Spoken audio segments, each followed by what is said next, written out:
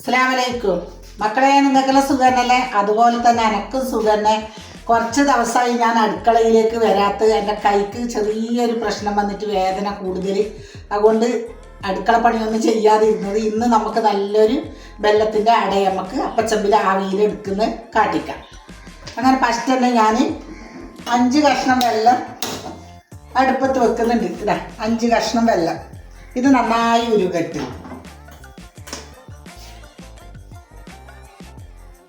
വെക്കാൻ വേണ്ടിയിട്ട് നല്ല അപ്പച്ചമ്പ് കുറച്ച് ചൂടാവട്ട് വെള്ളം. അതിന് ഞാനിപ്പോഴത്തെ അടുപ്പിൽ അപ്പച്ചമ്പ് വെക്കുന്നുണ്ട്. വെള്ളം നന്നായി ചൂടാവട്ട്. എന്നിട്ട് നമുക്ക് ഉരുകിയതിന് ശേഷം കാണാം. വെള്ളം നന്നായി നമ്മുടെ വെള്ളം ഉരുകിയിട്ട് വന്നിട്ടുണ്ട്. ഉരുകിയിട്ട് വന്ന് അതിലേക്ക് ഞാൻ ഒരു തേങ്ങ ചതച്ചിട്ട് ഞാൻ ഇതിലേക്ക് വേവിക്കാൻ വേണ്ടിയിട്ട് ഇടുന്നുണ്ട്.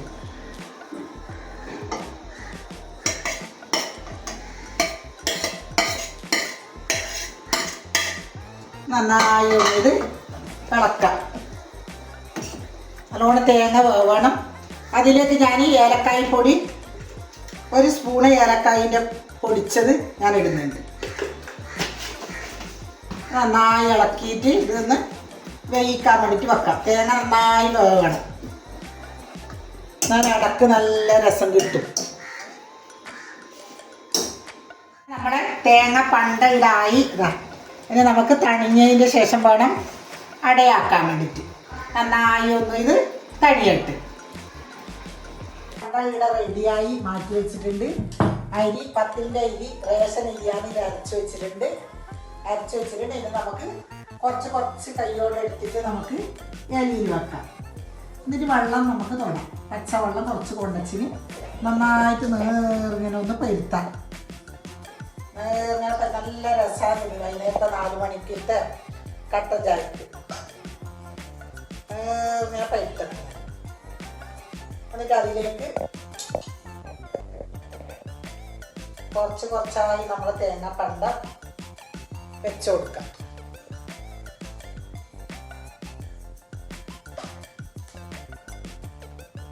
കുറച്ചായി വെച്ച് കൊടുത്തിട്ട് നമുക്ക് എന്താക്കാം, ഇതിങ്ങനെ മടക്കാം. മടക്കിയിട്ട് ഓരോരു പാത്രത്തിൽ നമുക്ക് എടുത്തു വെക്കാം.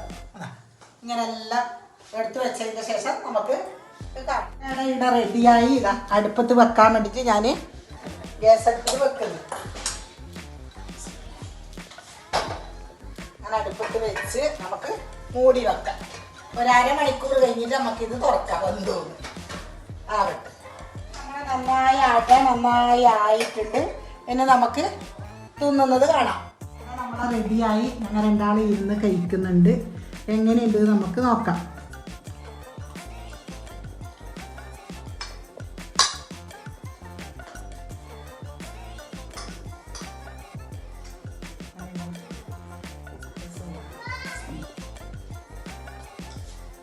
രസൂലൊക്കെ ഇട്ടിട്ടാ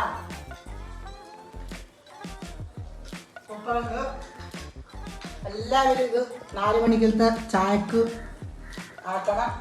നല്ല രസം തിന്നാൻ വേണ്ടി കട്ടൻ ചായയും അടയും. പിന്നെ എൻ്റെ വീഡിയോ കാണുന്ന മക്കളെ നിങ്ങൾ സബ്സ്ക്രൈബ് ചെയ്യണം, ലൈക്ക് ഇടണം, കമൻറ്റ് ഇടണം. പുതിയൊരു വീഡിയോ ആയിട്ട് ഞാൻ നാളെ വരാം. അസ്സലാമു അലൈക്കും.